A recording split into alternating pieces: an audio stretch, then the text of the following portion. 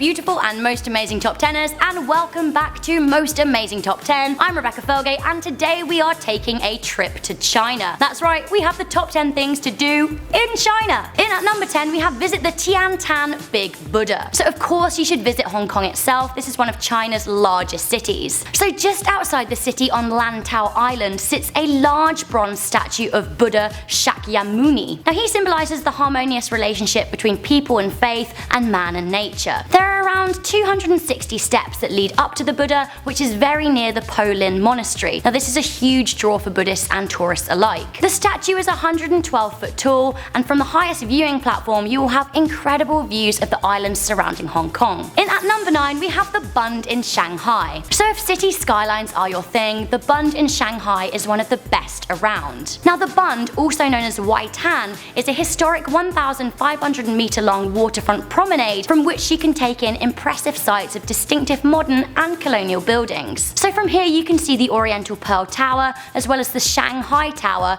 as well as various other skyscrapers. Juxtaposing with these shiny modern structures, there are the beautiful 1920s buildings such as the M on the Bund. Now this has a great rooftop terrace for watching the world go by. From the symbols of modern city life to the relics of ancient China, in at number 8 we have visit the Forbidden City. Now history really comes alive in the Forbidden City in the center of China's capital Beijing. Now the Forbidden City was the imperial palace from the ancient Ming dynasty all the way up to the Qing dynasty. Now this is dating back over 600 years to 1420. Essentially the Forbidden City was home to China's emperors, the rulers of the land. The area is called the Forbidden City as no one was allowed to either enter or leave without permission from the emperor. Now listed as a UNESCO World Heritage Site, the Forbidden City is home to ancient artworks, artifacts, preserved architecture, and the largest collection of ancient wooden structures in the whole world. For the more active among us, in at number 7 we have Hike the Yellow Mountains. So this is the Huangshan National Park I'm talking about. So Huangshan is a mountain range in the southern Anhui province of eastern China. So the scenery in this spot of natural beauty is insane, especially the strangely shaped granite peaks. So this particular mountain range features in all kinds of traditional Chinese paintings, modern photography, and even appears frequently in Chinese literature. As well as being a stunning place to watch the sun go down, the area is also well known for its high quality teas. Cheers! Can you cheers with a tea? I feel like you can cheers with anything. In at number 6 we have visit the abandoned Olympic Stadium. So just outside Beijing in Chaoyang sits the Olympic Stadium, abandoned following the 2008 Beijing Olympics. So I have such a strange fascination with abandoned places. It's like on the cusp of spooky to see a place that once held such grandeur and now seems all like overgrown and forgotten. I love it. Now the main Olympic Stadium was called the Nest because of its innovative bird's nest-like design. Now it cost around £300 million, so that's around $430 million, and that was to make, and it had the capacity of 80,000 people. These days it sits looking really sad and spooky, as does the volleyball stadium and the Shanghai Olympic rowing canoeing park. That being said, the 2008 Olympics were a commercial success and not every building has fallen into disrepair. For example, the aquatic centre looks like a major babe these days. It lives on. Another eerily abandoned place up next at number 5, we have the diver's paradise of Qingdao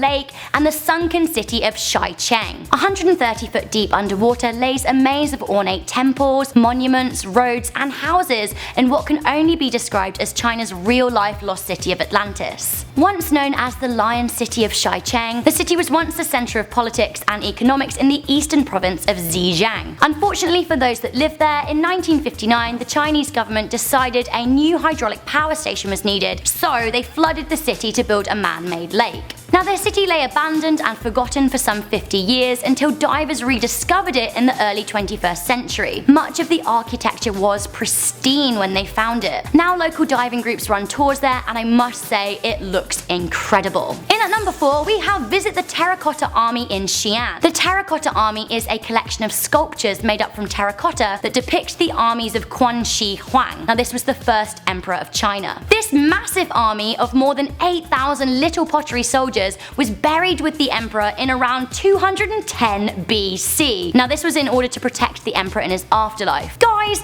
can we just take a second to comprehend the fact that the Terracotta Army dates back to beyond 200 BC, making it well over 2,000 years old?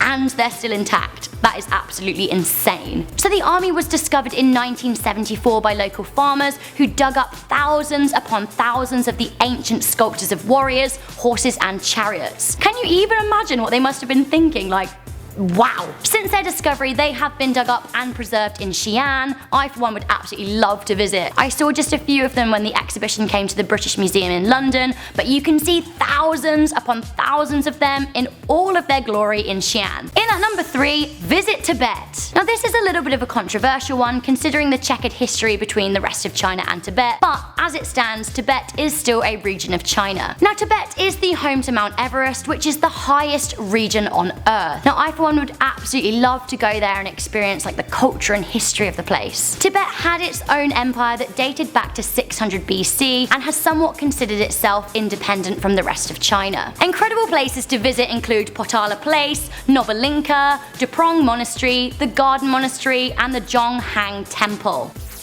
Of course we have eat Chinese food. Now one of the greatest things to do in China is eat authentic Chinese food. I mean, we love Chinese food worldwide, but from the source it has to taste even better. Chinese cuisine is mostly comprised of rice and noodle based dishes, and I for one think they're delicious. Now a variety of styles are known across the country, but best known as Cantonese cuisine. In my personal opinion, savoury Chinese foods are tastier to the Western palate than the desserts, which often use like bean paste, but some people love it, and you know what? Why not try it once you're there? Also, why not wash it down with a cup of Chinese leaf tea or a local Chinese beer? Yum. Okay guys, so we have reached that all important moment in our most amazing top 10 things to do in China, a country that's history spans thousands of years and is deeply rich in heritage and culture. In at number 1, it has to be walk on the Great Wall of China. Now considered to be one of the 7 wonders of the world, the Great Wall of China is one of the oldest surviving structures in the entire world, and like, wow, there it is. If you squint really hard from a low orbiting spacecraft, you can see it from space. Either way, it's flipping huge, and the wall was built from stone, brick, tampered earth and wood and dates back as early as the 7th century BC, making it almost 3,000 years old. Continually developed over the next few centuries, the wall runs from Dadong in the east to Lop Lake in the west. So this spans a distance of around 8,850 kilometers, so around 5,500 miles. Now a little bit like Game of Thrones, the wall was built to protect the Chinese states and empires against raids and invasions from the nomads, or wildlings, from the Eurasian steppe. The wall is largely associated with the first emperor's tyranny and is a deeply historic and culturally symbolic part of China that is an absolute must-see. So that was the top 10 things to do in China. Have you guys been? Did I leave anything out? Let me know in the comments section down below. I'm Rebecca Felgate. You guys can check me out on Instagram and on Twitter and on my own YouTube channel. But for now, make sure you are subscribed to Most Amazing Top 10. If you found this video educational, give it the old thumbs up, share it around the internet, and I will see you honeys next time.